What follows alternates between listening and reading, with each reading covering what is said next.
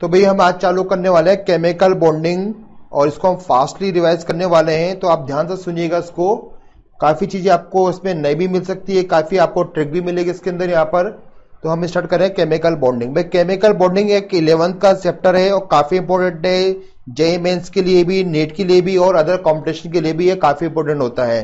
तो भाई हम पहले बात करें कि केमिकल बॉन्डिंग के अंदर एक क्वेश्चन नंबर 1 आता है, जिसमें मैं बात करता हूं कि पहला क्वेश्चन है कि why and how atoms are combine with each other. भाई हमसे पूछा जाता है कि भाई एटम जो होते हैं वो कंबाइंड क्यों होते हैं और कैसे कंबाइंड होते हैं। तो यदि हम बात करें तो पहला क्वेश्चन हमारा वाई से रिलेटेड है। तो वाई से रिलेटेड की हम बात करते हैं तो हमें पता लगता है कि जिस एटम के अंदर एनर्जी ज्यादा होती है वो हमेशा क्या होता है, वो हमेशा होगा अनस्टेबल। तो हमें क्या करना होगा भाई, हमें वहां पर उसकी एनर्जी को कम करना होगा। कौन सी एनर्जी की बात करें हम, मेनली हम बात करते हैं पोटेंशियल एनर्जी की बात करने वाले हैं यहां पर, ठीक है। तो जिस एटम के अंदर एनर्जी हाई है वो हमेशा होता है अनस्टेबल होता है और उसको स्टेबल करने के लिए हमें एनर्जी को लो करना होगा। और एनर्जी को लो करने का तरीका जो हमारे पास में है वो क्या है, वो होता है बॉन्ड का फॉर्मेशन करना। बॉन्ड के फॉर्मेशन से क्या होता है बच्चों, एनर्जी रिलीज हो जाती है। कैसे होती है देखते हैं। मान लेते हैं हमारे पास में एक एटम है जिसकी एनर्जी बहुत हाई है और एक नेक्स्ट एटम और है, इसकी भी एनर्जी काफी हाई है। यहां पर तो दोनों को आप एनर्जी को लॉस करके, रिलीज करके इनको स्टेबल होना है। तो क्या करना होगा, इनको एटम ए के इलेक्ट्रॉन को एटम बी के न्यूक्लियस से होना पड़ेगा अट्रैक्ट, और इस टाइप से एटम जो बी है उसके इलेक्ट्रॉन को इसके न्यूक्लियस से होना पड़ेगा अट्रैक्ट। और जब भी अट्रैक्शन होता है बच्चों तो वहां से क्या होती है, एनर्जी रिलीज होती है। तो जितना ज्यादा अट्रैक्शन होगा उतनी ज्यादा अमाउंट में वहां पर एनर्जी रिलीज होती जाती है और उतना ही बॉन्ड क्या होगा बच्चों, स्ट्रॉन्ग बनता जाता है। तो हमने पढ़ लिया यहां पर कि एटम कंबाइन क्यों होते हैं। तो हमारा आंसर आया कि एनर्जी को रिलीज करने के लिए। यदि आपके माइंड में ऐसा है कि वो स्टेबल होना चाहते हैं तब भी इसका आंसर ये होगा। यदि आप ऐसा बोलते हैं कि वो अपना ऑक्टेट कंप्लीट करना चाहते हैं तो ये आंसर रॉन्ग होगा, क्योंकि ऑक्टेट कंप्लीट हो या ना हो तब भी वो बॉन्ड बना सकते हैं और वो स्टेबल हो सकते हैं। तो आपको मेन ध्यान रखना है, यहां पर वो अपनी पोटेंशियल एनर्जी को कम करने के लिए बॉन्डिंग करते हैं। दूसरा हमने बात करा है कि वो कैसे बॉन्डिंग करते हैं। तो कैसे बॉन्डिंग करते हैं इसका भी हमने आंसर दे दिया आपको यहां पर कि दो एटम होते हैं जब उनमें अट्रैक्शन फोर्स ज्यादा होगा। कौन सा फोर्स बच्चों, अट्रैक्शन फोर्स ज्यादा होगा कंपेयर टू किससे, रिपल्शन फोर्स से। मैंने आरएफ से लिख दिया रिपल्शन फोर्स को और एफ से नोट किया मैंने अट्रैक्शन फोर्स को। तो अट्रैक्शन फोर्स ज्यादा होता है और रिपल्शन फोर्स कम होता है तो बॉन्ड बनने की कंडीशन हम देख सकते हैं। तो मैं बात करता हूं एक ग्राफ के थ्रू। तो आप देखिए यहां पर मेरे पास में यहां पर एक एक्सिस है, मान लेते हैं ये एक्स एक्सिस है और एक मैंने एक्सिस लिया यहां पर वाई एक्सिस लिया है। यहां पर हम लेते हैं बच्चों डिस्टेंस की हम बात कर लेते हैं। ये हो गया डिस्टेंस, यहां पे लिया मैंने एटम्स की एनर्जी का एक्सिस लिया। यहां पर कौन सी एनर्जी, यहां पर पोटेंशियल एनर्जी होती है। सपोज करते हैं कि यहां पर एटम की एनर्जी काफी कम है, 0 मान लेते हैं, और इसके ऊपर जाएंगे हम तो वो होगा पॉजिटिव एनर्जी को शो करेगा, इसके नीचे आते हैं तो वो नेगेटिव एनर्जी को शो करेगा। तो भाई जब तक एटम्स की एनर्जी बहुत हाई है तब वो बॉन्ड नहीं बनाएंगे। जब वो एनर्जी को थोड़ा कम करेंगे तो वो बॉन्ड बनाने के बारे में सोच सकते हैं। मैंने यहां पर दो एटम को लिया है और दोनों एटम अब सोच रहे हैं कि अब हमें बॉन्ड बना लेना चाहिए। ओके, बॉन्ड बनाने की कंडीशन में पड़ी यहां पर कि यहां पर इलेक्ट्रॉन को अट्रैक्ट होना पड़ेगा न्यूक्लियस से और इस इलेक्ट्रॉन को भी अट्रैक्ट होना पड़ेगा इस न्यूक्लियस से होना पड़ेगा अट्रैक्ट। यहां पर सपोज करते हैं इनके जो पोजीशन है वो काफी दूर है, भी हमने डिस्टेंस को यहां पर नोट किया है। जब इनमें अट्रैक्शन फोर्स ज्यादा होगा, रिपल्शन फोर्स क्या होगा बच्चों, कम होगा। तो क्या होगा, यहां पर दोनों एटम पास में आते हैं। पास में आने के बाद में क्या होगा, इनके अंदर से एनर्जी हम 1 बाय 1 रिलीज करते जाएंगे। ओके, अब इनका जो डिस्टेंस है वो आप कम कर दीजिए। अब ये डिस्टेंस पे आ चुके हैं और इनकी एनर्जी क्या हो रही है, रिलीज होने की वजह से नेगेटिव साइन पर पहुंचती जा रही है। अब कुछ समय बाद में दोनों एटम काफी पास आने लगे हैं, ठीक है। अभी भी वो प्रोसेस जारी है, यहाँ पर अभी भी यहाँ पर अट्रैक्शन चल रहा है और एनर्जी यहाँ पर अभी भी रिलीज होती जा रही है। अब बच्चों एक कंडीशन ऐसी आती है, मान लेते हैं हम कि यहाँ पर काफी पास आ चुके हैं। इस कंडीशन पर दोनों एटम बहुत पास आ जाते हैं और इतना पास आ जाते हैं कि इनमें से मैक्सिमम एनर्जी रिलीज हो जाती है। अब इस पोजीशन से आप इनको और पास में नहीं ला सकते, क्योंकि अब आप और पास में लाएंगे तो दोनों के न्यूक्लियस में भी क्या होने लगेगा, दोनों के न्यूक्लियस में रिपल्शन स्टार्ट हो जाएगा। तो आपको रिपल्शन नहीं देना है, यहां पर आपको सिर्फ अट्रैक्शन की बात करनी है। ओके, अब आप देखिए बच्चों कि ऐसी कंडीशन जहां पर अट्रैक्शन फोर्स और रिपल्शन फोर्स इक्वल हो जाए, वहां पर क्या होता है, वहां पर बॉन्ड फॉर्मेशन हो जाता है कंप्लीट। यदि आपने कोशिश किया कि हम इसको और आगे बढ़ाना चाहते हैं, इनके डिस्टेंस को और कम करना चाहते हैं, अभी डिस्टेंस यहां पर है और आज आप इसको डिस्टेंस को कम करके यहां पर लाना चाहते हैं, तो क्या होगा, यहां पर न्यूक्लियस में और इलेक्ट्रॉन में अब रिपल्शन स्टार्ट हो जाएगा। अब ये रिपल्शन होने लगेगा तो एनर्जी क्या होगी, एनर्जी वापस यहां से इंक्रीज होने लग जाएगी। डिस्टेंस तो कम हुआ लेकिन एनर्जी क्या हो जाएगी, वापस इंक्रीज हो जाएगी। और एनर्जी ज्यादा है तो बॉन्ड वापस ब्रेक हो जाएगा। तो आपको ध्यान देना है कि यहां से मैंने एनर्जी को कम किया था और हमें ये पॉइंट यहां पे ऐसा मिला है जहां पर बॉन्ड का फॉर्मेशन कंप्लीट हुआ। बॉन्ड फॉर्मेशन के बाद अट्रैक्शन फोर्स रिपल्शन फोर्स बराबर हो जाते हैं। कोशिश करेंगे ज्यादा पास लेने की तो एनर्जी बढ़ने लगेगी, बॉन्ड वापस ब्रेक हो जाता है। अब आप ध्यान से देखिएगा, एनर्जी यहां पर हमने पहले स्टार्टिंग में इस पॉइंट पे लिया था। अब एनर्जी को हम देखते हैं कि यहां से इतनी अमाउंट पे आपने एनर्जी को क्या किया बच्चों, रिलीज कर दिया है। इतनी एनर्जी हमने रिलीज किया, इसे बोलते हैं हम बॉन्ड फॉर्मेशन एनर्जी। ठीक है, इसे बोलते हैं हम बॉन्ड फॉर्मेशन एनर्जी। तो आपको ये जो अमाउंट है उसका ध्यान रखना है कि ये अमाउंट कितना रिलीज होता है, उसी बेस पर हम बॉन्ड को आगे क्लासिफाइड कर पाएंगे। ओके, अभी बच्चों हमने ध्यान दिया कि बॉन्ड तो बन चुका है, लेकिन कुछ बॉन्ड आपने पढ़ा होगा कि काफी वीक भी होते हैं, काफी स्ट्रॉन्ग भी होते हैं। अभी स्ट्रॉन्ग और वीक बॉन्ड का जो फंडा क्या है, वो फंडा होता है बॉन्ड फॉर्मेशन एनर्जी का। तो साइंटिस्ट ने काफी एक्सपेरिमेंट किए हैं, एक्सपेरिमेंट करके उन्होंने ये आपको बताया कि यदि भाई एनर्जी का जो अमाउंट है वो काफी ज्यादा निकल रहा है। अब काफी ज्यादा का मीनिंग क्या हुआ, कोई वैल्यू तो होना चाहिए वहां पर। यदि अमाउंट 42 किलो जूल पर मोल से ज्यादा है, या तभी मान के चलें कि 42 है या 42 से ज्यादा है, तो हम उसको हम स्ट्रॉन्ग बॉन्ड के अंदर काउंट कर लेंगे। तो आपको ध्यान रखना है कि यहां पर स्ट्रॉन्ग जो बॉन्ड होगा उसके अंदर क्या होता है, एनर्जी काफी रिलीज होती है।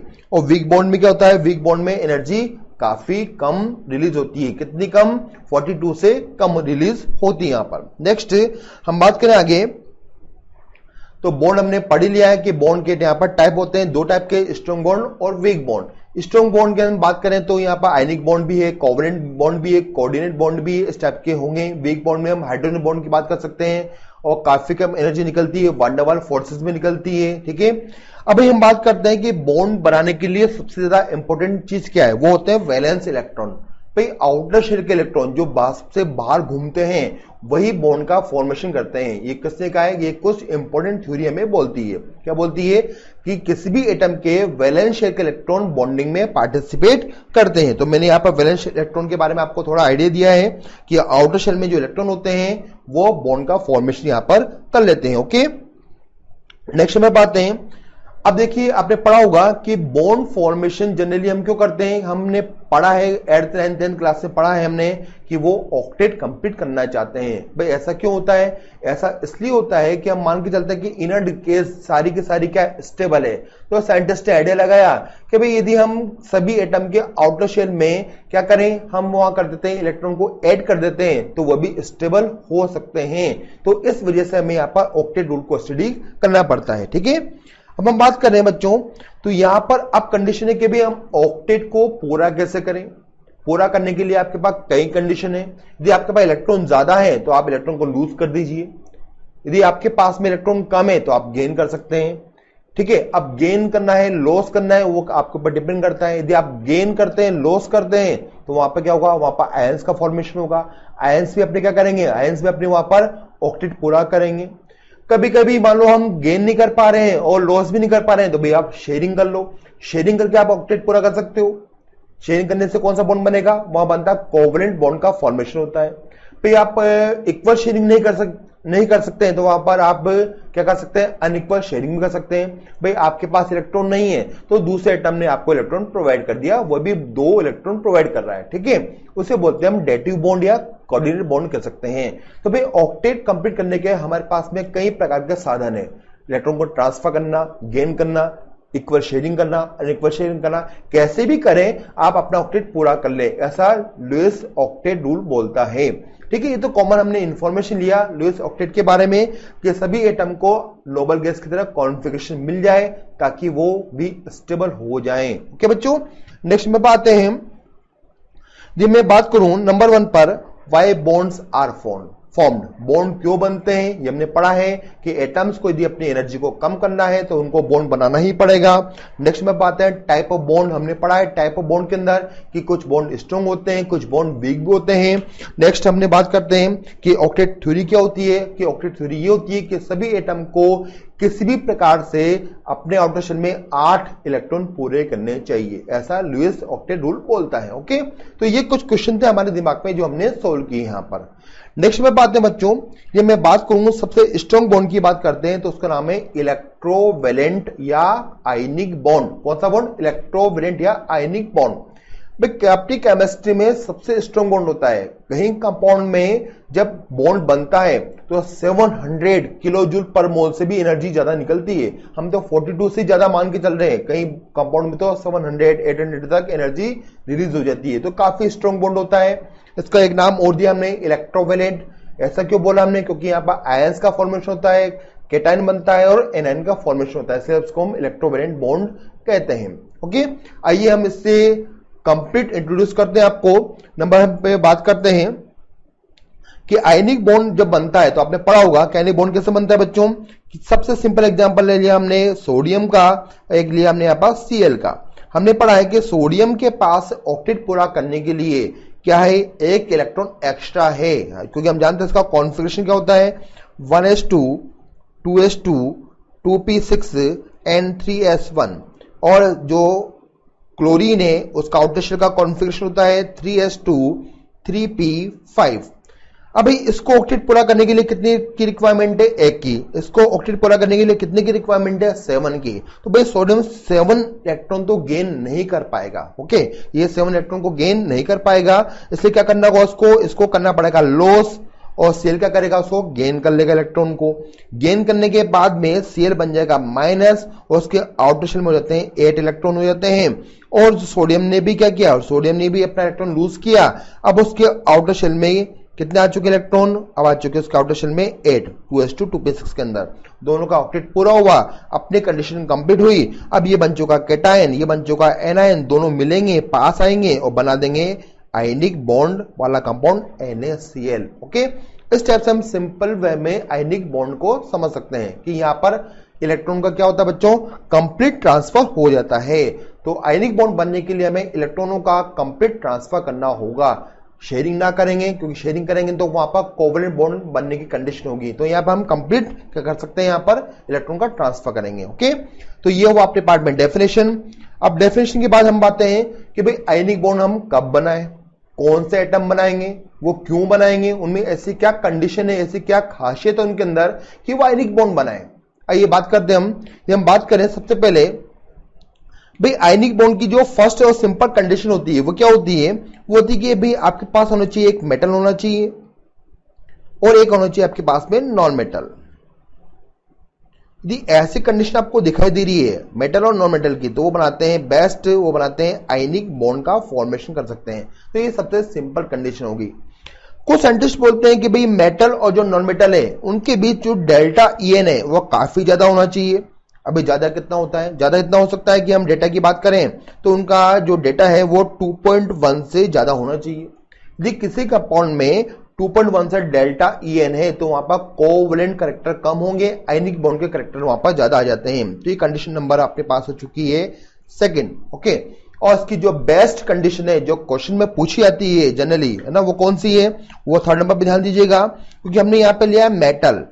मेटल को बनाना होता है क्या बच्चों, केटायन, और केटायन बनाने के लिए हमें क्या करना होगा, इजीली इलेक्ट्रॉन लूज करना होगा।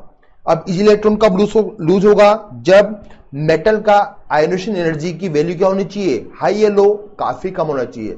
मेटल से हम बोलेंगे कि भाई इलेक्ट्रॉन लूज करो और वो कहते हैं लूज कर दे, इसका मीनिंग क्या है कि उसकी IE यानी आयोनेशन एनर्जी क्या है, काफी लो है। तो हमें क्या ध्यान रखना है, यहां पर होना चाहिए low ionisation energy of metal.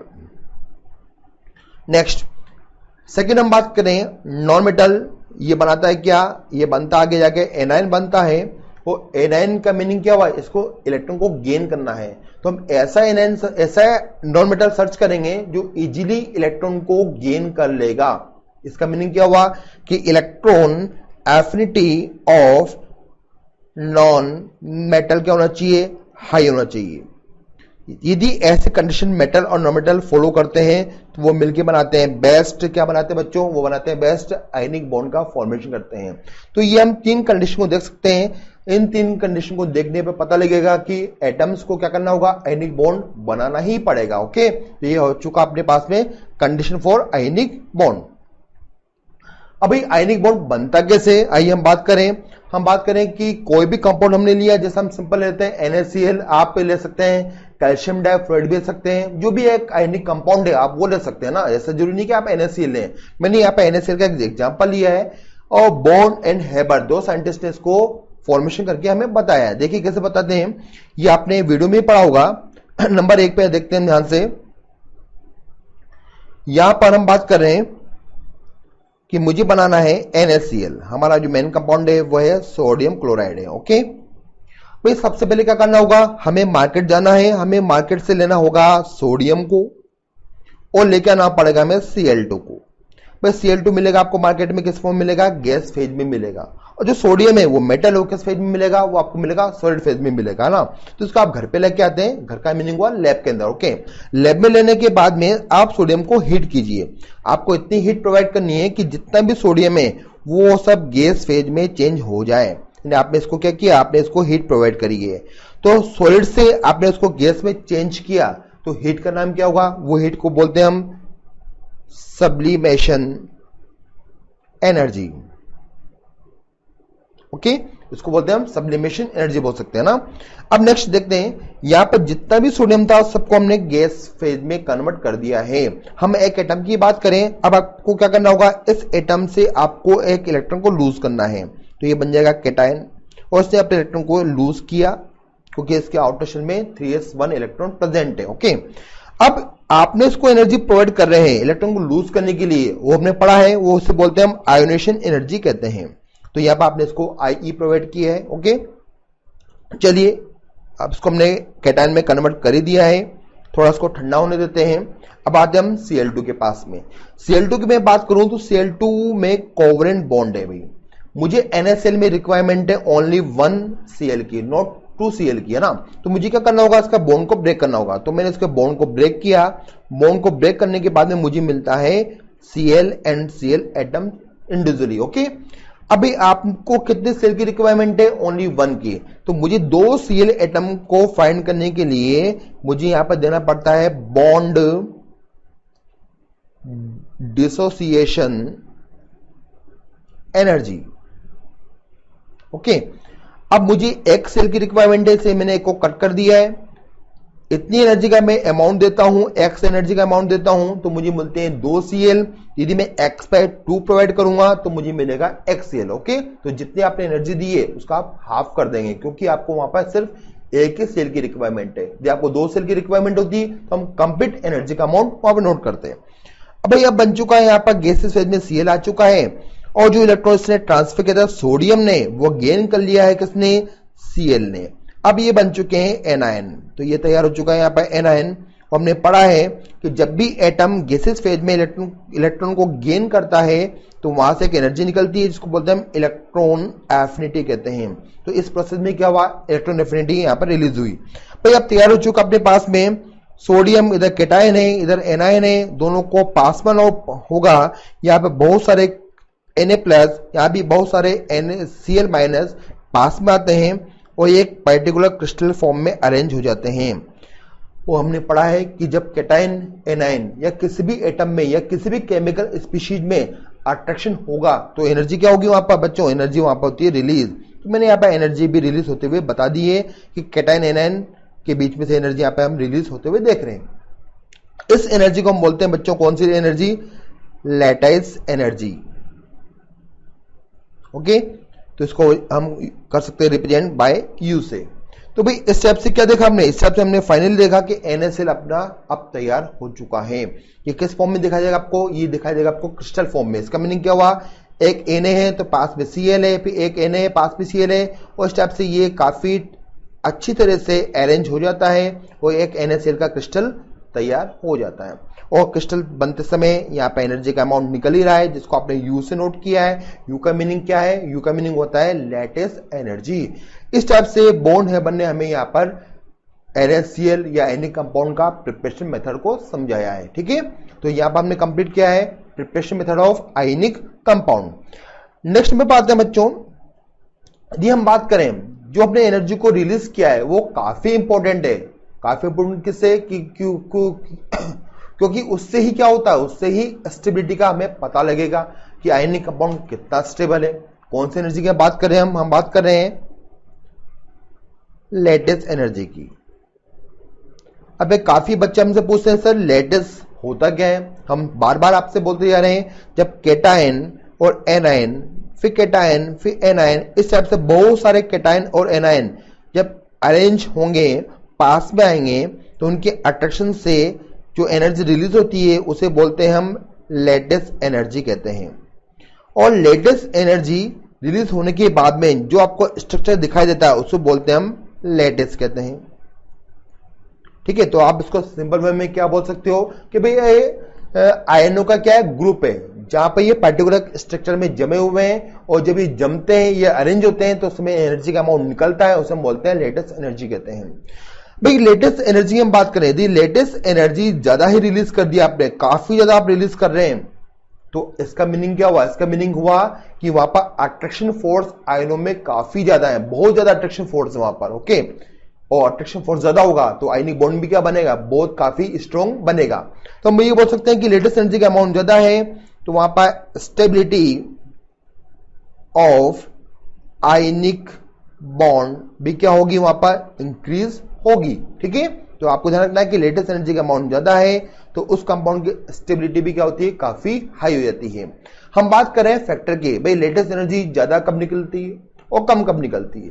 आइए हम देखते हैं इसको, हम बात करते हैं, हम बात करें लेटेस्ट एनर्जी के बारे में। तो पहले नंबर पे देखते हैं, आपने फिजिक्स में एक क्वेश्चन पढ़ा होगा कि एनर्जी की हम बात करें जिसको हम यू से लिखा हमने लेटेस्ट एनर्जी को, वो डिपेंड करता है कैटायंस और एनायंस के जेड इफेक्टिव पर, अट्रैक्शन फोर्स पर। जितना ज्यादा अट्रैक्शन होगा आयंस के बीच में उतना ज्यादा अमाउंट निकलेगा किसका, लेटेस्ट एनर्जी का। ओके, तो आपको ध्यान रखना है कि यहां पर lattice energy direct proportional to Z plus and Z minus. इसका मीनिंग क्या हुआ, केटायन और एनायन के चार्ज पर ये डिपेंड करता है। नहीं, चार्ज ज्यादा है, जेड इफेक्टिव ज्यादा है, तो लेटेस्ट एनर्जी का अमाउंट भी क्या होगा, काफी ज्यादा होगा। नेक्स्ट हम बात करें, लेटेस्ट एनर्जी कम भी हो सकती है, इन्हें इनवर्सली रिलेशन में हमें दिखाई दिया कब, जब आयंस का साइज या रेडियस काफी ज्यादा हो। इसका मीनिंग क्या हुआ, यदि आपने स्मॉल साइज के आयन लिए हैं तो उनमें अट्रैक्शन फोर्स ज्यादा रहता है, तो लेटेस्ट एनर्जी का अमाउंट भी क्या होगा, ज्यादा रहेगा। यदि आपने बाय मिस्टेक लार्ज साइज के एनायन ले लिया, कैटायन ले लिया, तो वहां पे क्या होगा, उनके बीच में अट्रैक्शन फोर्स कम रहेगा, क्योंकि जेड इफेक्टिव कम होता है ऑलरेडी, अट्रैक्शन कम है तो जेड इफेक्टिव भी कम है, और लेटेस्ट एनर्जी का अमाउंट क्या है, वो भी कम है। तो हम बोल सकते हैं कि रेडियस ज्यादा होने पर लेटेस्ट एनर्जी कम, चार्ज ज्यादा होने पर लेटेस्ट एनर्जी क्या होती है, वहां पर हाई हो जाती है। ठीक है, तो हमने यहाँ पर कंप्लीट किया, तो आप इस फॉर्मूले को याद रखेंगे कि lattice energy directly proportional to charge of cation and anion and inversely proportional to radius of ions. Okay, next पे बात है हम, इस टाइप से हमने यहाँ पर नोट कर लिया है। अब आप देखिए बच्चों, मैं बात करता हूं, एक एग्जांपल लिया मैंने यहाँ पर NaCl, मैं बात कर रहा हूं KCl का, जो हमने फैक्टर को स्टडी किया उसके बेस हम देखते हैं। NaCl और KCl की हम बात करें तो भी यहाँ पे देखिए Cl तो कॉमन जा रहा है, जो कॉमन है उससे कोई आंसर नहीं आएगा। मैं यहाँ पे चेक करता हूं कि NaCl और KCl में जो वेरिएबल फैक्टर है वो है कैटायन। डाउन द ग्रुप में आ रहा हूं तो पोटेशियम का साइज क्या हो रहा है, यहाँ पर इंक्रीज, यानी यहाँ पर R, जो R फैक्टर है वो मुझे इंक्रीज होता हुआ दिखाई दे रहा है। तो जैसे मैं ग्रुप में नीचे की तरफ मूव करता हूं बच्चों, तो क्या हो रहा है, वहां पर R बढ़ने से लेटेस्ट एनर्जी क्या हो रही है, लेटेस्ट एनर्जी का अमाउंट वहां पर कम हो रहा है। तो बहुत सिंपल क्वेश्चन है, कि NaCl और KCl में लेटेस्ट एनर्जी का अमाउंट ज्यादा कहां पर है, वो ज्यादा मिलेगा मुझे कहां पर, NaCl में, क्योंकि वहां पर सोडियम कैटायन का साइज काफी कम है। यदि मैं बात करूं चार्ज की बेस पर, तो चार्ज की बेस पर भी हमने एक एग्जांपल लिया है जिसमें बात करते हैं MgO और NaCl की। ओके, अब आप चार्ज पे ध्यान दीजिएगा, मैग्नीशियम पर चार्ज आ रहा है बच्चों, यहाँ पर +2, यहाँ पर है -2 ऑक्सीजन पर। ओके, यहाँ पर +1 है, यहाँ पर -1 है। अब भाई चार्ज की मैं बात कर रहा हूं तो मुझे चार्ज यहाँ पर काफी ज्यादा दिख रहा है, यहाँ +2 -2 है, यहाँ पर +1 -1 ही है। हमने बोला है कि ज्यादा चार्ज होगा तो ज्यादा अट्रैक्शन होगा, और ज्यादा अट्रैक्शन होगा तो लेटेस्ट एनर्जी का अमाउंट भी क्या होगा, काफी ज्यादा होगा। तो इन दोनों को मैं कंपेयर करता हूं लेटेस्ट एनर्जी से, तो यहाँ पर MgO के लेटेस्ट एनर्जी हाई है कंपेयर टू NaCl। तो इस टाइप से आप चार्ज और साइज को देखकर क्या कर सकते हैं, कंपेयर कर सकते हैं लेटेस्ट एनर्जी के अमाउंट को। नेक्स्ट में बात है बच्चों इलेक्ट्रोवैलेंसी। फिर इलेक्ट्रोवैलेंसी की हम बात करें तो यहां पर हम बात करते हैं कि कौन कौन से एलिमेंट, यानी कौन कौन से ब्लॉक के एलिमेंट की वैलेंसी क्या होगी, वो कितने इलेक्ट्रॉन लूज कर सकते हैं या कितने गेन कर सकते हैं। भाई हम पहले बात करें एस ब्लॉक की, तो भाई एस ब्लॉक के जो मेटल हैं हम जानते हैं कि इसको हम फर्स्ट ए और सेकंड ए ग्रुप में रखते हैं। इनका जो कॉन्फ़िगरेशन होता है वो होता है NS1, इनका होता है NS2। तो सिंपल वे में हम बोल सकते हैं कि फर्स्ट ए वाले एलिमेंट हमेशा +1 का ही फॉर्मेशन करेंगे, क्योंकि इनकी आउटर शेल में एक इलेक्ट्रॉन है, इनको एक ही लूज करना है। यदि हम बात करें कौन सा, सेकंड ए, इनके आउटर शेल में कितने होते हैं बच्चों, 2, तो ये 2 इलेक्ट्रॉन को लूज करेंगे। तो एस ब्लॉक की इलेक्ट्रोवैलेंसी कितनी हो चुकी है, +1 भी है और सेकंड या 2+B। ओके, आगे नेक्स्ट में आते हैं, यदि हम बात करें डी ब्लॉक की बात करते हैं बच्चों हम, तो डी ब्लॉक का जो कॉन्फ़िगरेशन है वहां पर हमें N-1D और NS इलेक्ट्रॉन पर हमें ध्यान रखना होता है। ठीक है, वहां पर हमें 2 टाइप के इलेक्ट्रॉन के कॉन्फ़िगरेशन पे ध्यान रखना होता है। इसका मीनिंग क्या हुआ कि इलेक्ट्रोवैलेंसी एस के इलेक्ट्रॉन प्लस डी के इलेक्ट्रॉन पर डिपेंड करती है, एस के इलेक्ट्रॉन और डी के इलेक्ट्रॉन पर डिपेंड करती है। जैसे मैं एग्जांपल लेता हूं मैग्नीज, मैग्नीज का इलेक्ट्रॉन की हम बात करें तो यहां पर 3d5 मिलेगा आपको कॉन्फ़िगरेशन में, यहां मिलता है आपको 4s2 कॉन्फ़िगरेशन मिलता है। हमने बोला है कि डी ब्लॉक की इलेक्ट्रोवैलेंसी डिपेंड करती है एस के इलेक्ट्रॉन पर और N-1 डी के इलेक्ट्रॉन पर। भाई मैग्नीज कुछ कंपाउंड में क्या करेगा, अपने 2 इलेक्ट्रॉन को लूज करेगा तो ये +2 भी बना सकता है। यदि इसका मोड हुआ कि भाई हमें D5 से भी लूज करना है तो ये +3 भी बना सकता है।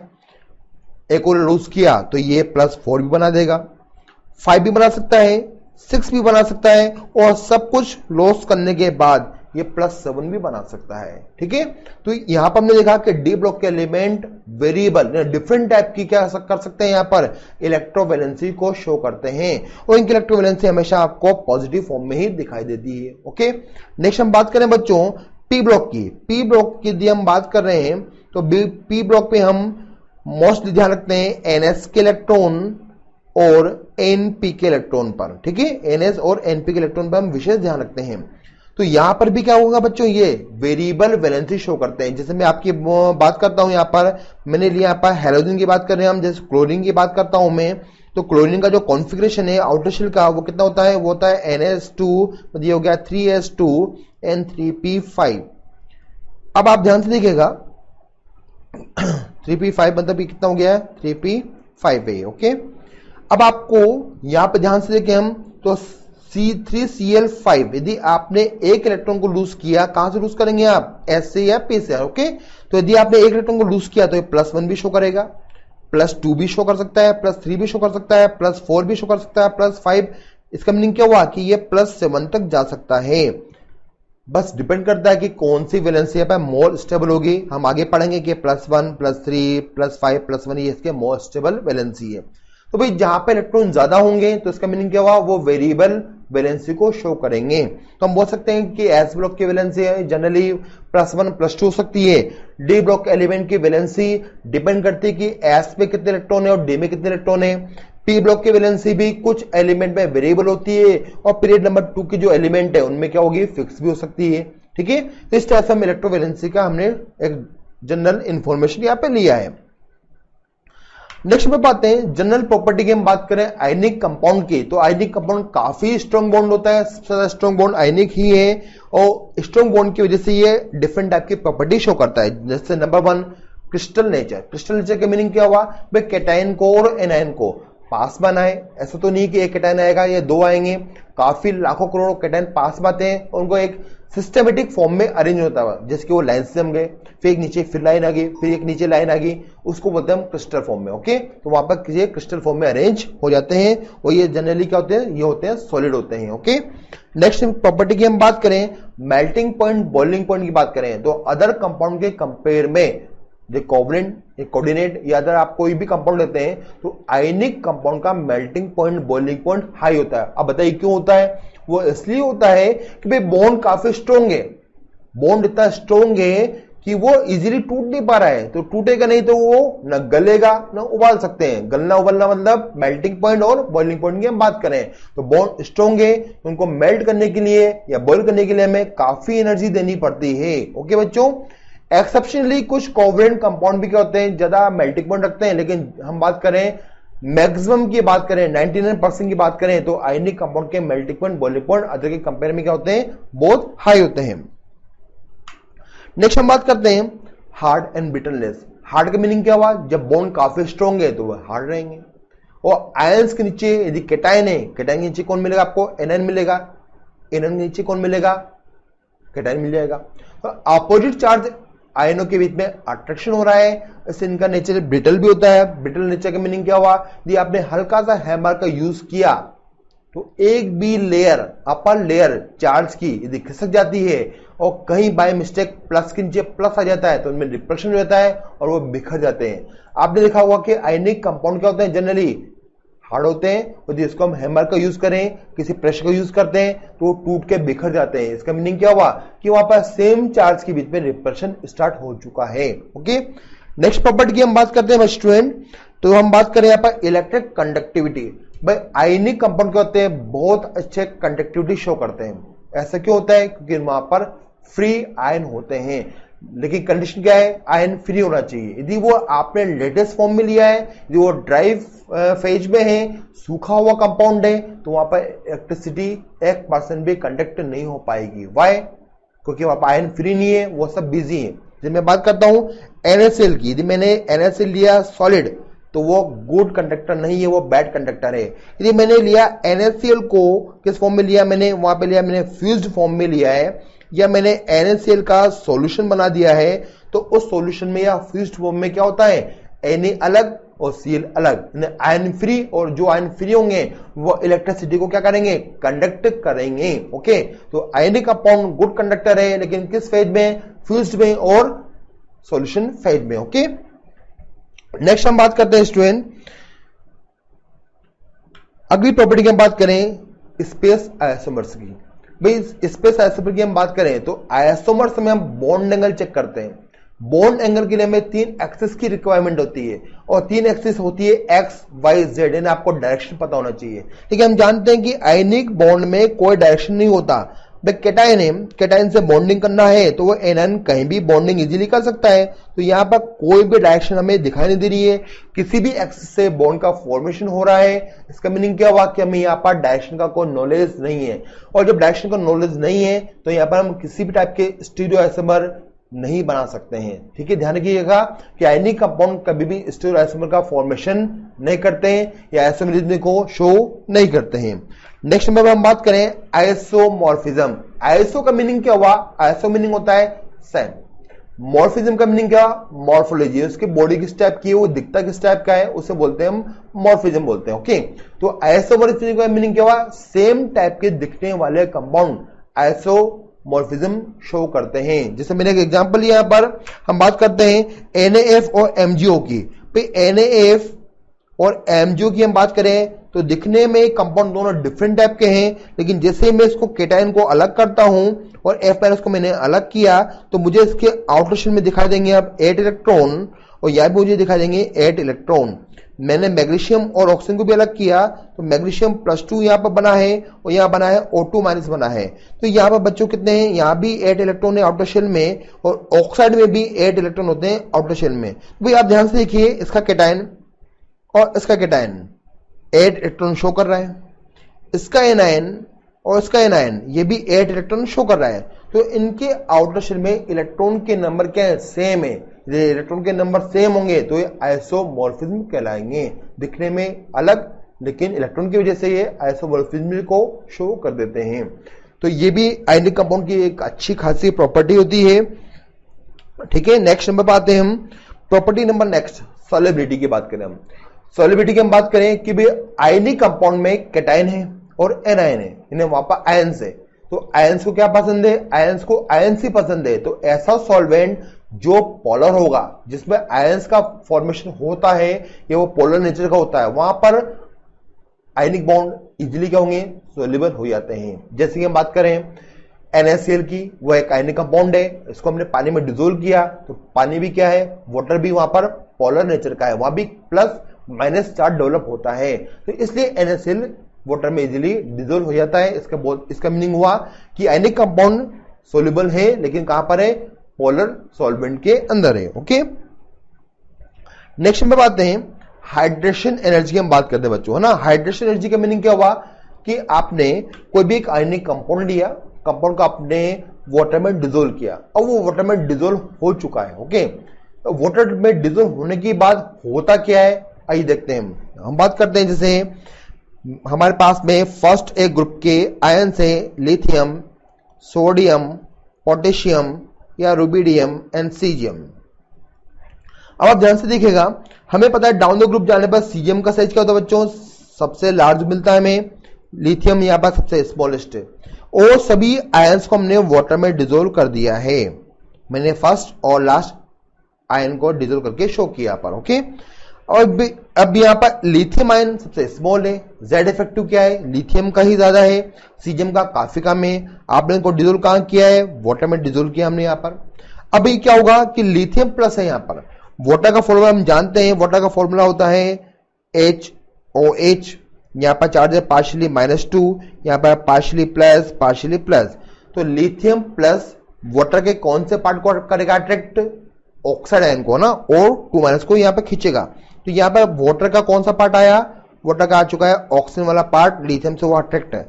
ऐसे वाटर के मॉलिक्यूल काफी ज्यादा है, तो यहाँ पर बहुत सारे वाटर के मॉलिक्यूल इस प्रकार से इसके आसपास कलेक्ट हो जाएंगे। तो हमने ध्यान दिया कि यहां पर भी लिथियम प्लस और ऑक्साइड के बीच में अट्रैक्शन हो रहा है बच्चों, है ना। और हमने बोला है कि जहां भी अट्रैक्शन होगा वहां पे एनर्जी क्या होगी, वहां पे एनर्जी क्या होती है, रिलीज हो जाती है। तो यहां पे मैंने एनर्जी को रिलीज करते हुए शो कर दिया है। अभी हमने बोला है कि लिथियम प्लस का जेड इफेक्टिव इन सभी आयनों में सबसे हाई है। तो हम ये बोल सकते हैं कि भी और भी वाटर मॉलिक्यूल इसके आसपास अट्रैक्ट होते रहेंगे। कब तक, जब तक इसका Z effective in water molecule पर अप्लाई होता रहेगा। ये वाटर पानी के बाहर, बकेट के बाहर नहीं आना चाहिए। ओके, अब देखिए यहाँ पर इतने सारे वाटर मॉलिक्यूल लिथियम प्लस से अट्रैक्ट हो चुके हैं। जितने ज्यादा अट्रैक्शन होगा वाटर और लिथियम में, उतने अमाउंट में क्या होगी, एनर्जी यहाँ पर रिलीज होगी। और जो एनर्जी रिलीज हो रही है उसे बोलते हैं हम हाइड्रेशन एनर्जी कहते हैं। क्या बोलते हैं उसको बच्चों, हम हाइड्रेशन एनर्जी कहते हैं। हम बात करें सीजियम की, तो भाई सीजियम काफी लार्ज साइज का है। सीजियम लार्ज साइज का होगा तो ये वाटर के मॉलिक्यूल को काफी कम अट्रैक्ट करेगा। काफी मुश्किल से कुछ ही वाटर के मॉलिक्यूल्स के पास में आके बॉन्डिंग कर पाते हैं, और कम बॉन्डिंग करेंगे वाटर के मॉलिक्यूल तो कम ही अमाउंट में यहाँ पर हाइड्रेशन एनर्जी रिलीज होती है। तो हम बात करें यहाँ पर बच्चों हाइड्रेशन एनर्जी की, तो आपने आइडेंटिफाई किया कि आयंस और वाटर के बीच में जो इंट्रैक्शन हुआ, उनके बीच में बॉन्डिंग बनी है, उस बॉन्डिंग से रिलीज होने वाली एनर्जी क्या कहलाती है, हाइड्रेशन एनर्जी कहलाती है। भाई यदि आप वाटर की जगह अदर कोई सॉल्वेंट लेना चाहते हैं तो वहां पर हम टर्म भी चेंज कर देंगे, वहां पर इसको हम हाइड्रेशन एनर्जी ना कह के क्या बोलेंगे, उसको बोलते हैं हम सॉल्वेशन एनर्जी कह सकते हैं, है ना। यदि आपने वाटर की जगह कुछ और सॉल्यूशन लिया हो तो वहां पर बोलेंगे हम सॉल्वेशन एनर्जी। ओके, अभी हम क्वेश्चन देखते हैं। क्वेश्चन की हम बात करें कि भाई लिथियम प्लस से लेकर सीजियम की हम बात करें तो कौन से आयन में हाइड्रेशन एनर्जी का अमाउंट काफी ज्यादा है। तो आपका आंसर हुआ लिथियम आयन में हाइड्रेशन एनर्जी का अमाउंट क्या है, काफी ज्यादा है। कभी कभी ऐसा क्वेश्चन भी आ जाता है बच्चों कि वो पूछता है कि हाइड्रेटेड रेडियस ने पानी के अंदर रेडियस बताना है। जब तक वो आपको टर्म ना दे हाइड्रेटेड रेडियस, जब तक आप इस कॉन्सेप्ट को यूज ना करेंगे। ओके, अब मैं आपसे क्वेश्चन कर रहा हूं कि लिथियम प्लस एक्वस मीडियम में है, यानी वाटर के अंदर है, यहाँ पर सोडियम पोटेशियम अदर कंपाउंड भी है, अदर आयन भी है, और लास्ट में सीजियम भी है। तो बताइए वाटर के अंदर कौन सा इनका रेडियस सबसे ज्यादा है? तो आप ध्यान से देखेंगे, मैं इसके सरफेस से चेक करूं तो लिथियम ने काफी दूर तक वाटर को अट्रैक्ट किया हुआ है, और यहां पर सीजियम ने काफी कम डिस्टेंस तक ही वाटर को अट्रैक्ट करके बॉन्डिंग किया हुआ है। तो इसका मीनिंग क्या हुआ? इसका मीनिंग हुआ कि वाटर के अंदर लिथियम का रेडियस हमें काफी दूर तक दिखाई दे रहा है, सीजियम का रेडियस हमें काफी कम दिखाई दे रहा है। इसका मीनिंग हुआ कि वाटर के अंदर लिथियम प्लस की हाइड्रेटेड रेडियस क्या है? बहुत ज्यादा है। HR मतलब क्या हुआ? Hydrated radius. ओके, अब नेक्स्ट क्वेश्चन कभी कभी ऐसा आता है कि भाई लिथियम से सीजियम तक कौन से आयन की आयनिक मोबिलिटी ज्यादा है? भाई जो फंस गया पानी में वो घूम नहीं सकता, और जो पानी में फ्री है वो घूम सकता है। तो हम बात करें लिथियम से लेकर सीजियम तक की हम बात करते हैं, तो जिस आयन ने पानी से बॉन्डिंग ज्यादा किया है वो काफी स्टेबल है, काफी उलझा हुआ है, काफी बिजी है, तो वहां पर आयनिक मोबिलिटी क्या होगी? काफी कम हो जाएगी उस टाइप के आयन की। तो लिथियम यहाँ पर काफी बिजी था, मैंने यहाँ पर आयनिक मोबिलिटी कम कर दी किसकी? लिथियम आयन की। सबसे ज्यादा किसकी मिलेगी आपको? सीजियम आयन की मिलेगी यहाँ पर। ओके, तो हम बात करते हैं हाइड्रेशन एनर्जी के बाद में नेक्स्ट में बात है हम फैक्टर अफेक्टिंग हाइड्रेशन एनर्जी। अब हाइड्रेशन एनर्जी ज्यादा कब होगी और कम कब होगी? तो अब ये भी हम चेक कर लेते हैं। यदि हमारे पास में लिथियम है, सोडियम है या पोटेशियम है, बताइए वाटर में कौन ज्यादा बॉन्डिंग करेगा? Lithium plus ion compare to sodium and potassium. तो पहला फैक्टर क्या हो गया? साइज फैक्टर हो गया। यदि साइज यहां पर लार्ज है तो हाइड्रेशन एनर्जी का अमाउंट क्या होगा बच्चों? वहां पर कम ही रहेगा। ओके, पहला फैक्टर कंप्लीट हुआ।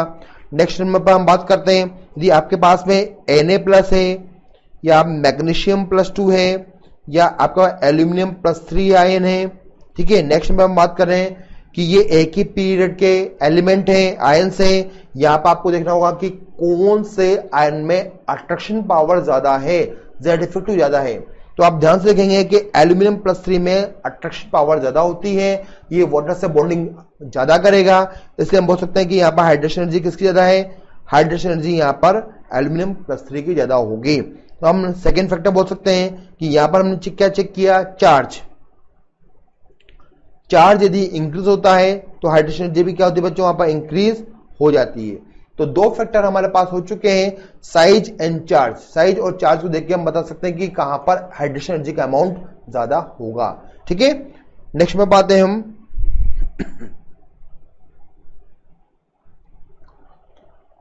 नेक्स्ट, आपने आयनिक कंपाउंड को वाटर में डिसोल्व किया, तो एक बात का आपको और ध्यान रखना है कि कोई भी आप वाटर के अलावा सॉल्वेंट रहते हैं तो उसका डाइलेक्ट्रिक कांस्टेंट जितना ज्यादा होगा वो कंपाउंड को अपने अंदर इजीली सोल्यूबल कर सकता है। तो आपको फिजिकल केमिस्ट्री में सभी सॉल्यूशन के आपको वहां पर डाइलेक्ट्रिक कांस्टेंट दिए गए हैं, अपने पास में मोस्टली वाटर के दिया गया है, यहाँ पर एल्कोहल का भी हमें दिया गया है या कीटोन का भी हमें दिया गया है, पर यहाँ पर एथेनॉल भी है, इथर भी है, हमें यहाँ पर इनकी वैल्यू दे रखी है। यदि आपको क्वेश्चन में वैल्यू देता है और पूछता है कि इन सभी में कोई भी आयनिक कंपाउंड सबसे इजीली सोल्यूबल कहां होगा, तो आपको सिर्फ क्या करना है बच्चों? मैक्सिमम वैल्यू को चेक करना है, वो है कहां पर? वाटर में। इसलिए हम वाटर को क्या बोलते हैं? वाटर को बोलते हैं हम यूनिवर्सल सॉल्वेंट कहते हैं। ओके, तो ये अपने पास डाइलेक्ट्रिक कांस्टेंट के बारे में डिस्कशन हमने यहाँ पे किया है। बेंजीन का भी आपको यहाँ पे दिया गया है, ठीक है। और इनके अंदर हमने ऑर्डर भी अरेंज किया हुआ है कि सबसे ज्यादा या सबसे बेस्ट जो सॉल्वेंट है वो कौन है? वाटर है। और बेंजीन सबसे कम क्यों है? क्योंकि उसका डाइलेक्ट्रिक कांस्टेंट यहाँ पर काफी कम है।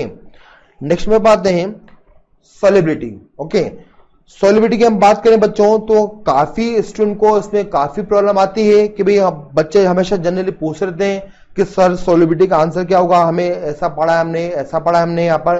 तो इसको हम शॉर्ट फॉर्म में एक बार चेक कर लेते हैं ना। यदि मैं बात करता हूं सॉल्युबिलिटी की,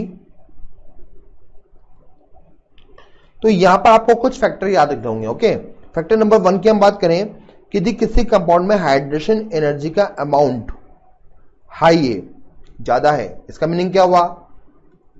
सॉल्युबिलिटी भी वहां पर क्या होगी? हाई। भाई पानी से जो बॉन्डिंग करेगा वही ज्यादा एनर्जी को रिलीज करेगा, और पानी से जिसने बॉन्डिंग कर लिया वो पानी में क्या हो चुका है, सोल्यूबल हो चुका है। तो पहले फैक्टर आप याद रखेंगे। नंबर 2 पर कुछ कंपाउंड में हमें बच्चों लेटेस्ट एनर्जी का अमाउंट भी देखना होता है। दी लेटेस्ट एनर्जी ज्यादा है, काफी हाई है, इसका मीनिंग क्या हुआ कि कंपाउंड के अंदर कैटायन एनायन के बीच में बॉन्डिंग काफी स्ट्रांग हो रही है, पानी में डालने पर भी वो वहां पर टूट नहीं रहे हैं, वो पानी में क्या है, इनसोल्यूबल है। तो जहां पर भी लेटेस्ट एनर्जी का अमाउंट ज्यादा होगा वहां पर सोल्यूबिलिटी क्या हो जाएगी बच्चों, वहां पर डिक्रीज हो जाती है। नेक्स्ट यदि हम बात करें नेक्स्ट नंबर पर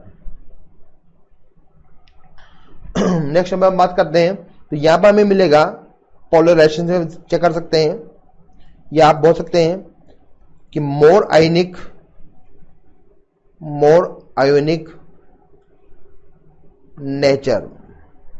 जिस कंपाउंड में आयोनिक नेचर ज्यादा होगा वहां पर भी क्या होगा, सोल्यूबिलिटी बढ़ जाती है। ओके, तो ये 3 फैक्टर आपके पास में आपको दिए जा रहे हैं, आपको उनको ध्यान रखना है कि इनके बारे में आपको भूलना नहीं है ना।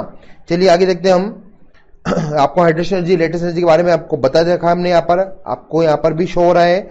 अब आइए हम देखते हैं मोस्ट एग्जाम्पल की हम बात करेंगे। ओके, एग्जाम्पल की हम बात करें तो काफी सारे एग्जाम्पल हैं, कम से कम 50-60 एग्जाम्पल तो आपने याद भी किए होंगे। अब उनको याद करते हैं, और आज याद किया परसों भूल जाते हैं, तो आइए हम छोटा सा एक टेक्निक यूज करते हैं। तो हमें ध्यान रखना है कि हम सोलिबिलिटी की बात कर रहे हैं, वो भी आयनिक कंपाउंड के अंदर ही हम बात कर रहे हैं। ओके, अब कंपाउंड आयनिक कौन बनाएगा, वो बनाता है फर्स्ट एक कंपाउंड बनाते हैं और सेकंड एक कंपाउंड बनाते हैं एस ब्लॉक के अंदर। ओके, अभी यहां पर फर्स्ट ए और सेकंड ए के जो एलिमेंट है उनको बनाना है, आयनिक बॉन्ड बनाना है, और उनके अंदर हम बात कर रहे हैं किस चीज की, सॉलिबिलिटी की बात कर रहे हैं। ओके, अब ध्यान से देखिएगा, यहां पर आपको क्या करना है, केटायन और एनायन के कॉम्बिनेशन पे ध्यान देना है। जैसे सपोज करते हैं फर्स्ट एक cation, lithium, sodium, potassium, rubidium, caesium, francium वगैरह होगा। ओके, तो यहां पर केटायन चेंज होता रहेगा, और यहां पर मैंने एनायन को क्या किया है, स्मॉल लिया है। एनायन यहां पर किस टाइप के होंगे, स्मॉल है, यहां पर साइज छोटा रखना है। अब आप पूछेंगे स्मॉल कौन सा है, अभी हम चेक करेंगे कि स्मॉल कौन सा है। यदि ऐसी कंडीशन है बच्चों तो ये आपको कैसे दिखाई देगा, ध्यान से देखना आप, है ना। मैं डाउन द ग्रुप आऊंगा फर्स्ट ए के आयंस के अंदर, यहां पर ठीक है, फर्स्ट आयंस के अंदर मैं डाउन द ग्रुप मूव कर रहा हूं, तो यहां पर आप ध्यान से देखें केटायन चेंज होगा, तो यहां पर साइज भी क्या होगा बच्चों, उसका चेंज होता हुआ मुझे दिखाई दे रहा है। हो गया साइज चेंज। स्मॉल एनायन की हम बात करें तो एनायन तो आपको क्या करना है, कॉमन रखना है। एनायन यहाँ पर स्मॉल है, आपको एनायन का साइज चेंज नहीं करना है, तो इस टाइप का आपको बॉन्ड दिखाई देगा। तो भाई जब भी आप ध्यान से देखें इस टाइप की कंडीशन आती है कि केटायन है वेरिएबल और स्मॉल एनायन है, तो आपको अप्लाई कर देना, वहां पर लेटेस्ट एनर्जी को ही आपको अप्लाई करना है। कौन सी को करना है, आपको लेटेस्ट एनर्जी को आपको अप्लाई कर देना है।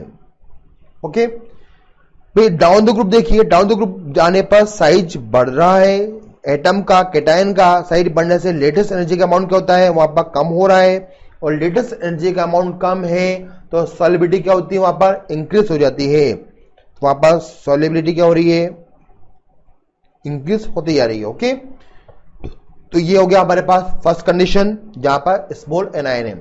आइए सेकंड में हम नोट कर लेते हैं। सेकंड में अपने पास में केटायन है, वापस ये वेरिएबल रहेगा। यहां पर एनायन हमने अभी लिया है, किस टाइप का लिया हमने, स्मॉल ही लिया है, स्मॉल एनायन हमने लिया यहाँ पर, जो अपने पास फर्स्ट एक कंडीशन थी। तो यहां पर हमें कैसे दिखाई देगा, केटायन का साइज चेंज होगा, छोटा, फिर लार्ज, और फिर और लार्ज, और फिर नीचे और लार्ज। एनायन को आप चेंज ना करें, ठीक है, जैसा है साइज फिक्स रखनी है हमें यहाँ पर, क्योंकि एनायन हम चेंज नहीं कर रहे हैं। यहां पर भी आपको क्या करना है, डाउन द ग्रुप आने पे केटायन का साइज क्या हो रहा है बच्चों, यहां पर डाउन द ग्रुप आने पे केटायन का साइज इंक्रीज होता जा रहा है। यदि साइज इंक्रीज होगा तो लेटेस्ट एनर्जी का अमाउंट यहां पर भी कम होगा। ओके, नेक्स्ट, लेटेस्ट एनर्जी कम है तो सॉलिबिलिटी क्या होती है बच्चों, सॉलिबिलिटी यहां पर बढ़ने लगेगी। तो भाई अपना सिंपल सा कॉन्सेप्ट हो चुका है कि फर्स्ट एक केटायन हो या सेकंड एक केटायन हो, साथ में स्मॉल साइज का एनायन हो, तो हमें लेटेस्ट एनर्जी ही चेक करना है। नेक्स्ट हम बात करें, अब आते हैं हम फर्स्ट एक कॉलम में वापस एंट्री किया हमने। रूल नंबर नेक्स्ट, केटायन की हम बात कर रहे हैं। इस बार एनायन क्या लिया हमने, लार्ज एनायन लिया है। ओके, लार्ज हमने एनाइन यहाँ पे लिया है। अब ध्यान से देखिएगा, ऊपर कैटायन स्मॉल होता है, नीचे कैटायन इंक्रीज हो रहा है, नीचे कैटायन और इंक्रीज हो रहा है। लार्ज एनाइन है, एनाइन ऑलरेडी क्या है यहाँ पर, लार्ज के लिए हमने यहाँ पर, ठीक है, एनाइन वेरिएबल नहीं है यहाँ पर, अभी भी कैटायन ही वेरिएबल होगा। अब इस टाइप की यदि कंडीशन आपको दिखाई देती है तो वहां पर बच्चों आप हाइड्रेशन एनर्जी को अप्लाई करेंगे। हाइड्रेशन एनर्जी कॉमन क्या है, एनाइन, उससे हमें आंसर नहीं आने वाला है। यहां पर आप देखिए कैटायन स्मॉल है, लार्ज है, लार्ज है। छोटे कैटायन पानी से बॉन्डिंग ज्यादा करेगा, हाइड्रेशन एनर्जी ज्यादा रिलीज करेगा। इसका मीनिंग क्या हुआ, डाउन द ग्रुप आने पर साइज बढ़ रहा है कैटायन का, इसलिए हाइड्रेशन एनर्जी भी क्या हो रही है, कम हो रही है। हाइड्रेशन एनर्जी कम होती है तो सोल्यूबिलिटी वहां पर क्या हो जाएगी, कम। ये हो गया अपने पास थर्ड नंबर का पॉइंट। नेक्स्ट नंबर पर आते हैं हम, सेकेंड के कॉलम में आते हैं। यहां पर कैटायन आपने लिया है और यहां पर आपने लिया है लार्ज साइज का एनाइन। ओके, कैसे दिखा देगा हमें, कैटायन में ऊपर स्मॉल है, नीचे इंक्रीज साइज और इंक्रीज साइज और इंक्रीज साइज। एनाइन कॉमन रखना है, ऑलरेडी ये लार्ज लिया हुआ हमने यहां पर, ठीक है। यहां पर कैटायन बढ़ता जाएगा, फिर डाउन द ग्रुप आने पर आपको यहां पर कैटायन का साइज क्या हो रहा है, यहां पर इंक्रीज होता हुआ दिखाई दिया है। तो यहां भी आप अप्लाई करेंगे हाइड्रेशन एनर्जी को। हाइड्रेशन एनर्जी नीचे आने पर कैटायन की क्या हो रही है, डिक्रीज, जो आपने यहां पर इस फॉर्मूला यूज किया है। हाइड्रेशन एनर्जी कम है तो कंपाउंड की सॉल्युबिलिटी क्या हो जाएगी बच्चों, यहां हो जाएगी डिक्रीज। ओके, तो भाई सिंपल सा कॉन्सेप्ट बन चुका है। यहां पर हमारे पास में चाहो तो उसको आप रूल नंबर ए बोल सकते हैं, ये बी बोल सकते हैं, ये सी बोल सकते हैं और ये डी बोल सकते हैं। तो यदि स्मॉल साइज का एनायन है तो लेटेस्ट एनर्जी पे ध्यान देना है, लार्ज साइज का एनायन है तो हाइड्रेशन एनर्जी पे ध्यान देना है। चाहे कैटायन फर्स्ट ए का हो या सेकंड ए का हो। फाइनल, छोटा एनायन है तो ध्यान देना है किस पर, लेटेस्ट एनर्जी पर। ओके, नेक्स्ट लार्ज साइज का एनायन है तो ध्यान किस पे देना है आपको, हाइड्रेशन एनर्जी पर ध्यान देना है। ओके, नेक्स्ट में पाते हैं। अब आप कहेंगे सर स्मॉल एनायन और लार्ज एनायन हम कहां सर्च करेंगे, तो मैं लिख देता हूं स्मॉल एनायन हमें मानना होगा, होते नहीं है, हमें मानना होगा कि F माइनस स्मॉल है, only F minus, not Cl minus. Okay, next हम एक OH को भी हम स्मॉल मान के चलेंगे और नेक्स्ट यहां पर C2O4 माइनस को भी हम स्मॉल मान के चलेंगे। ये सारे तीनों एनायन हमें स्मॉल मान लेने हैं। ओके, इनके अलावा जो भी एनायन आपको दिखते हैं उसको आप लार्ज एनायन मान के चलेंगे। मैं ऐसा नहीं कि किसी बुक में लिखा हुआ है, ये मैंने अपना कॉन्सेप्ट बना रखा है कि 3 एनायन मेरे अकॉर्डिंग क्या है, स्मॉल है, ठीक है, बाकी सारे क्या है, लार्ज है। अच्छा, एक और बात करते हैं, हम एक्सेप्शन की बात करें, हम एक्सेप्शन की बात करते हैं तो सॉल्युबिलिटी में एक एक्सेप्शन आपको ध्यान रखना है, वो कहां पर होगा, वो होगा रूल नंबर सी के अंदर। कहां पर होगा वो, रूल नंबर सी के अंदर होगा। वहां पर रूल नंबर सी में कंडीशन क्या है कि हमें वहां पर हाइड्रेशन एनर्जी को चेक करना होता है, ठीक है। लेकिन यहां पर रूल नंबर सी के अंदर आपको करना है, रूल नंबर जो सी है, यदि वहां पर आपको दिखाई देता है सल्फेट, क्या दिख रहा है आपको वहां पर, सल्फेट, या आपको दिखता है वहां पर बाइकार्बोनेट, या आपको दिखता है वहां पर कौन सा आयन, ये एक दिखता है आपको वहां पर कार्बोनेट आयन दिखता है।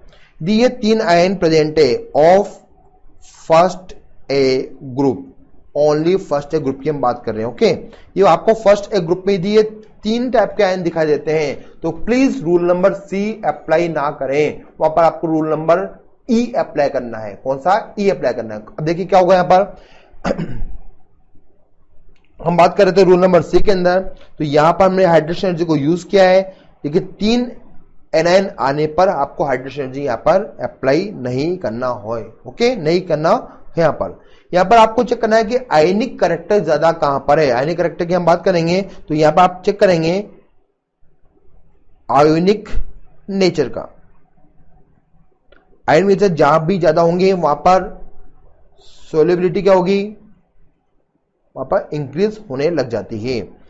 और आयनिक नेचर का पता करने के लिए आपको पढ़ना होगा Fajans rule. Okay, Fajans rule को आप पढ़ेंगे तो आपको पता लग जाएगा कि कौन से कंपाउंड में आयनिक नेचर ज्यादा है। तो भाई हमारे पास ये हो चुका है एक नया रूल, इसको बोल सकते हैं हम ई नंबर का रूल। तो आपने लिखा है इस सी रूल के अंदर यदि आपको ये 3 दिखाई देते हैं तो वहां पर आपको रूल नंबर ई अप्लाई करना है। अब आपके पास एग्जाम्पल कैसे भी आ जाता है, आप उसको इजीली सोल्व कर सकते हैं और छोटे मोटे आपको एक्सेप्शन यहां पर ही देखने को मिलेंगे, उनको भी आपको याद रखना है। जैसे मान लीजिए मैंने एक एग्जाम्पल लिया, मैं लेता हूं फर्स्ट ए और सेकंड ए की हम बात कर देते हैं। पहले हम बात करते हैं एक्सेप्शन की बात करते हैं। मेरे पास यहां पर दोनों के कार्बोनेट हैं, यहां पर हुआ लिथियम का कार्बोनेट हुआ, यहां पर सोडियम का कार्बोनेट है और लास्ट मेरे पास में हो चुका है सीजियम का कार्बोनेट। इस टाइप से मैंने यहां पर लिया है बेरिलियम का कार्बोनेट है, मैग्नीशियम का कार्बोनेट है और लास्ट में हो गया बेरियम का कार्बोनेट। अब ध्यान से देखिएगा काफी अंतर है दोनों के सॉलिबिलिटी में, सेम नहीं आता है। यदि मैं ध्यान से देखता हूं, मुझे सारे रूल याद है A B C D E, तो मुझे पता लगा कि फर्स्ट ए के साथ में आ गया कार्बोनेट।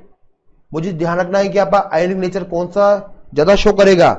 डाउन द ग्रुप आने पर फ्लायंस रूल के अकॉर्डिंग सीजियम कार्बोनेट में पोलराइजेशन बहुत कम है, बहुत कम होगा, तो यहां पर क्या होगा, यहां पर आयनिक नेचर काफी ज्यादा है। और ऊपर वाला कंपाउंड क्या है, कोवलेंट नेचर ज्यादा शो करेगा। और मैंने पढ़ा है कि आयनिक नेचर वाला कंपाउंड क्या होगा, पानी में इजीली सोल्यूबल होगा। तो मुझे पता लगा कि डाउन द ग्रुप आने पर आयनिक नेचर बढ़ने लगा और सॉलिबिलिटी क्या होने लगी वहां पर बच्चों, सॉलिबिलिटी वहां पर बढ़ने लगी। तो सॉलिबिलिटी का आंसर मुझे इस टाइप से दिखाई देगा। यहाँ पर क्या हो रहा है, यहाँ पर इंक्रीज होता हुआ दिखाई दे रहा है। यदि मैं बात करूं सेकंड ए का, तो मुझे याद आएगा सेकंड ए में लार्ज साइज का एनायन है, क्योंकि हम मानते हैं कि कार्बन कौन सा साइज का, लार्ज साइज का। तो रूल नंबर हमें अप्लाई करना कौन सा, डी। रूल नंबर डी में मुझे अप्लाई करना होता है हाइड्रेशन एनर्जी को, और वो भी कौन से कैटायन के। तो बेरिलियम से बेरियम तक साइज बढ़ने लगेगा, बेरिलियम से बेरियम तक साइज बढ़ेगा तो हाइड्रेशन एनर्जी क्या होगी, कम। हाइड्रेशन एनर्जी कम होती है तो नीचे जाने पर सॉल्युबिलिटी क्या हो जाएगी, सॉल्युबिलिटी वहां पर कम होने लगेगी। ठीक है, तो इसका मीनिंग क्या हुआ कि ऊपर वाला कंपाउंड मोर सोल्यूबल होगा। तो आप ध्यान से देखिए बच्चों, यहां पर फर्स्ट ए में नीचे वाला कार्बन क्या है, ज्यादा सोल्यूबल है, जबकि सेकंड ए में क्या है, सेकंड ए में ऊपर वाला कार्बोनेट काफी ज्यादा सोल्यूबल है। ठीक है, तो इस टाइप के जो एक्सेप्शन होते हैं उनका आपको विशेष ध्यान रखना होगा। ठीक है, आज का आपका टाइम फिनिश हो चुका है, तो आज के सेशन को हम यहाँ पर सॉल्युबिलिटी पर फिनिश कर देते हैं।